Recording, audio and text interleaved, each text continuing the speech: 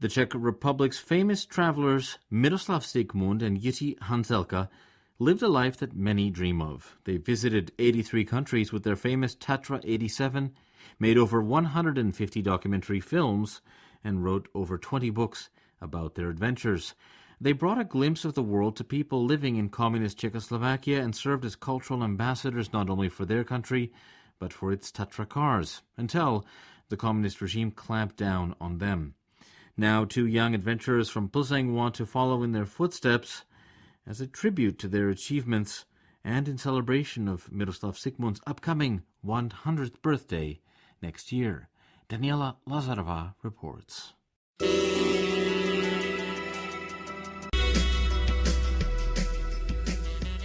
Miroslav and Jiří met in their teens and, while they were still at school, dreamed ambitious dreams about travelling the world together and visiting all 5 continents.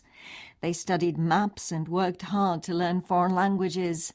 Hanzelka spoke German and French and studied Swahili, while Zikmund spoke English, studied Arabic and had basic Italian and Dutch. When they graduated in 1946, the war was over and the communist takeover was yet to come. They were still living in a free country and they boldly reached out for their dream, outlining their travel plans to the management of the automotive company Tatra. The company, impressed by their plans, seized the opportunity to promote its vehicles and agreed to sponsor the trip, giving them a silver Tatra 87. After 3 months of gaining experience with a car at the Tatra factory in Kopřivnice, the young men set out on their first trip.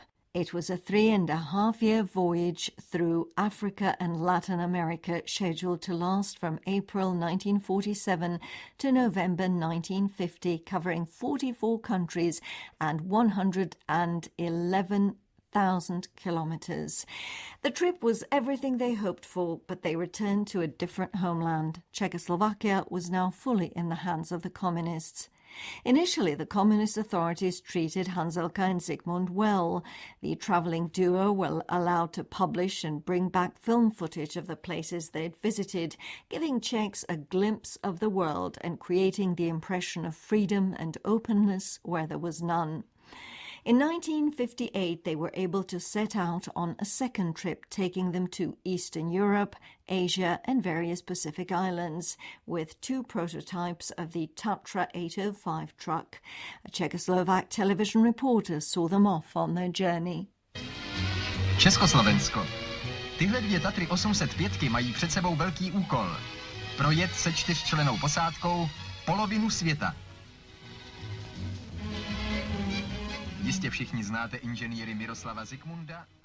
Throughout their travels, both took hundreds of photographs, made films and wrote articles. In addition, they wrote a weekly radio program about their travels for Czechoslovak radio, which became one of the most popular radio shows of all time. Since they lacked the means to broadcast from various locations, they simply wrote scripts and sent them back to Czechoslovakia, where their parts were played by actors. Their works of travel literature include 11 full-length books full of photographs and descriptions of the places they visited, 4 picture books, 3 children's books, and 150 travel documentary films. And their fame did not stop at the country's borders. They became the best-selling writers of 20th century Eastern Europe. Their books sold over 6 million copies in the Soviet bloc and were translated into 11 languages. However, in 1965 it all came to an end when, after visiting the Soviet Union, they delivered a detailed and critical report about the poverty and political corruption they saw there. They were immediately blacklisted by the regime and were banned from publishing, but went on writing in samizdat. They got into further trouble with the government for their anti-communist activities during the Prague Spring in 1968 and for Hanzelka's signing of Charter 77. Their last book, Ceylon, Paradise Without Angels, had already received 120,000 advance orders when it was banned by the Communist Party. In the post-Prague spring period, Hanzelka and Zikmund share the fate of other Czechoslovak dissidents living in poverty under constant scrutiny and doing menial jobs. When the Velvet Revolution came in 1989, Hanzelka was one of the dissident speakers on Wenceslas Square. With the fall of the communist regime, Hanzelka and Zikmund were again acclaimed as heroes with extensive interviews and rebroadcasts of their films. Life of Dreams and Reality, a new book about their travel experiences, was published in 1997 on the 50th anniversary of their first trip.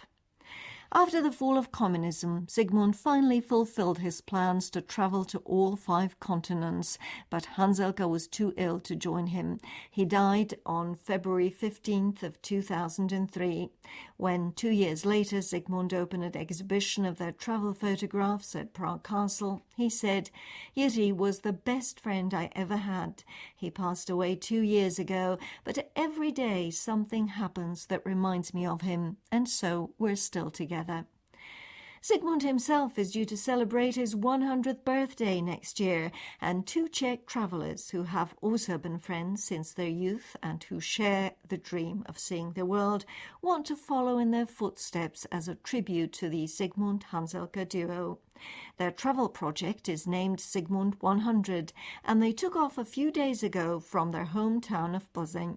Tomáš Vaňourek explains. Tak plánujeme druhou cestu kolem světa po stopách pánů Zikmunda a Hanzelky, kteří We're planning a second trip around the world, tracing the footsteps of the journey of Zikmund and Hanzelka, undertook between 1959 and 1964. It will take us to 32 countries and cover 75,000 kilometres. We have 9 months in which to do it. 75 000 kilometrů a máme na to 9 měsíců. Like Zikmund and Hanzelka, Tomáš Vaňourek and Lukáš Socha needed sponsors, and their first steps also led to the Tatra car manufacturer, as well as the Plzeň beer brewery. These and other sponsors promised to help, and what followed was months of intensive research and planning. The main idea is to visit the same places and document how they have changed in the past 60 years, which should result in a comparative photo exhibition of the old shots taken by Zikmund and Hanzelka and the new, as well as a full-length feature film. Lukáš Socha says he anticipates a striking contrast in some places and almost none in others. For instance, they visited Japan not long after the war, and the towns of Hiroshima and Nagasaki were practically razed to the ground. Now Japan is an economic power. The cities have developed and will be taking pictures of skyscrapers. That will be a huge contrast, and that's what we want to do. Bring photos of the same place, ideally with the same composition. While Zikmund and Hanzelka travelled in their legendary Tatra 87, Lukáš Socha and Tomáš Vaňourek say they will use all means of transport available to man, from planes to donkeys, and in some places travel on foot.